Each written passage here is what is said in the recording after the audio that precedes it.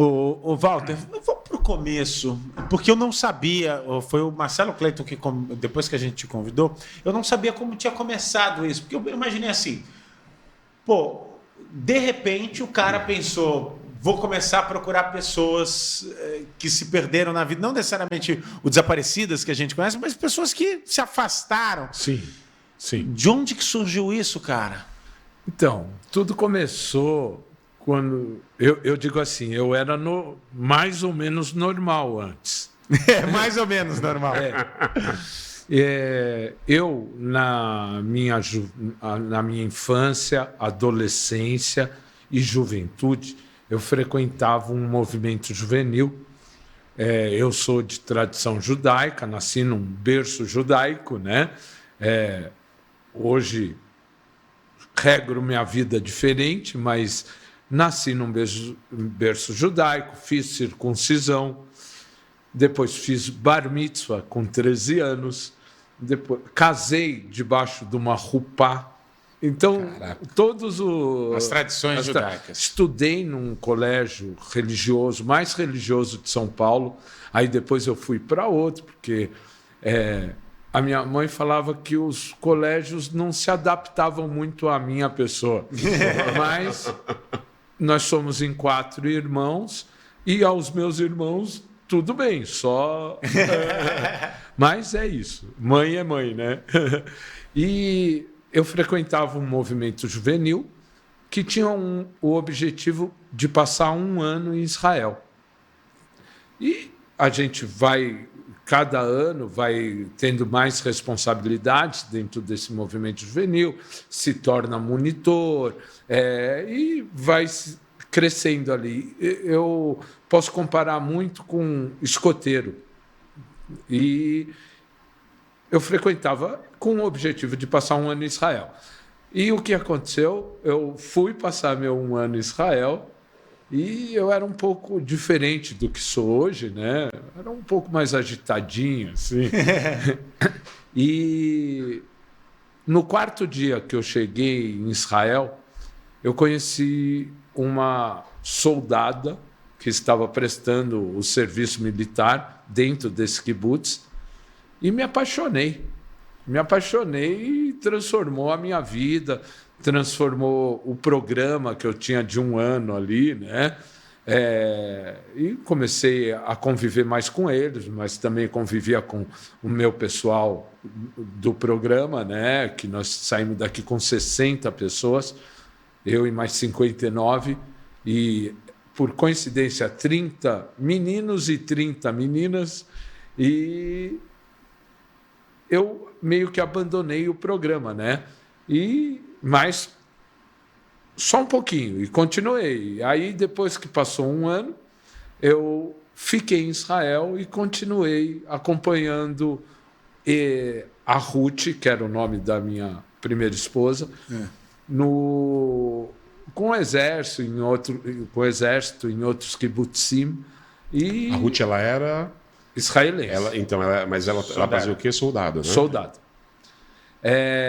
E a gente viveu lá alguns conflitos que Israel estava naquele ano, que foi de 82 para 83, né?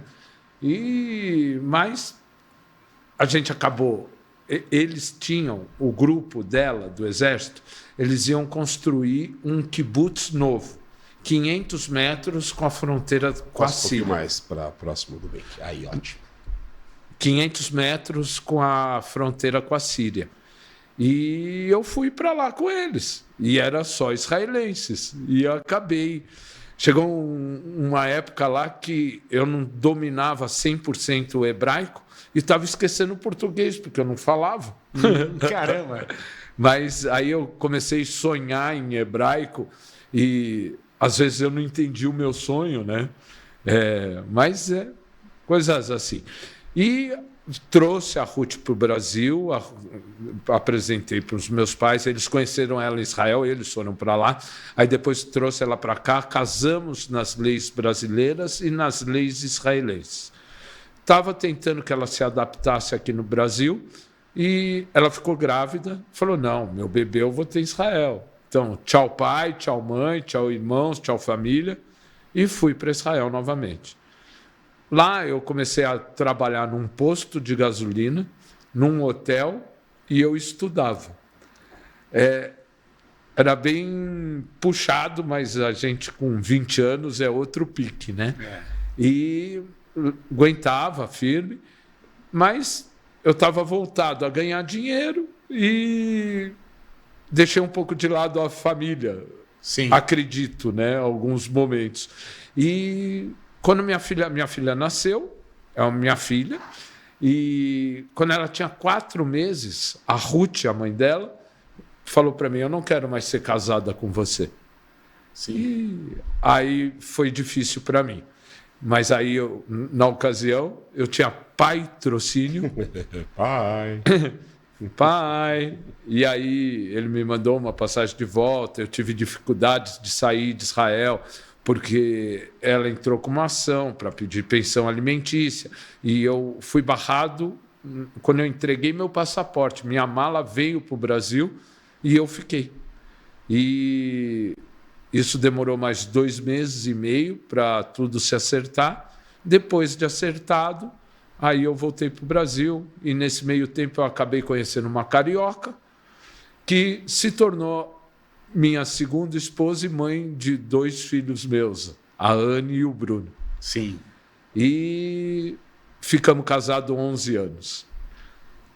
E o tempo passando. E a Liat é a minha primeira filha, a de Israel.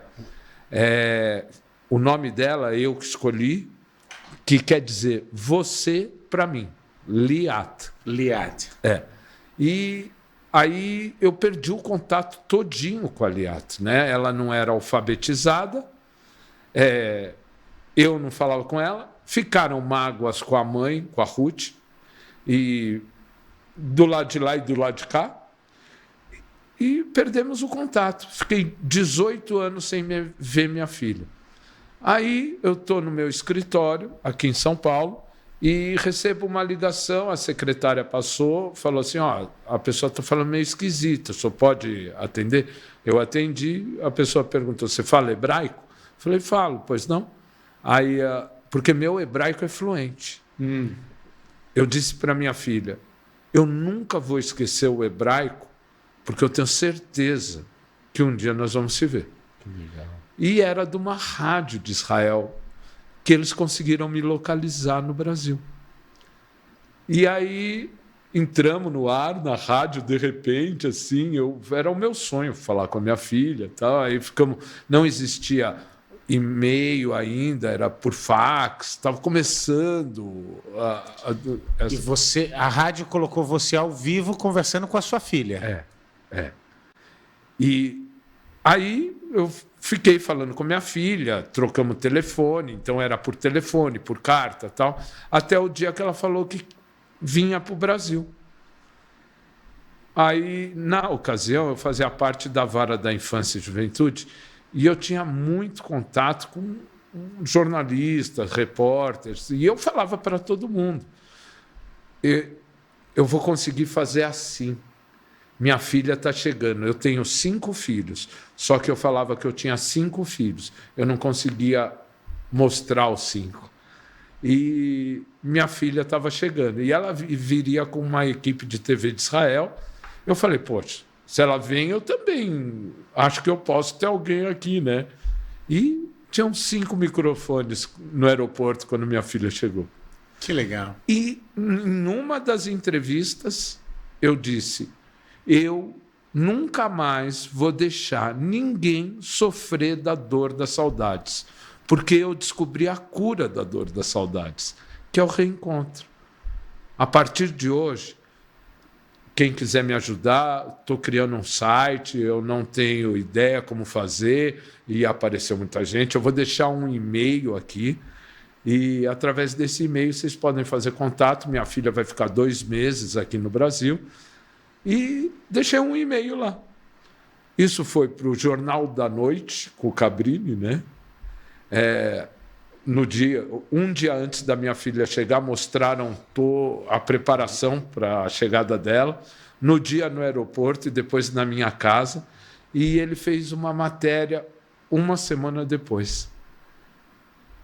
Eu recebi mais de 5.000 e-mails, muita gente abençoando, muita gente oferecendo para fazer meu site, muita gente perguntando como é que eu fiz para encontrar minha filha.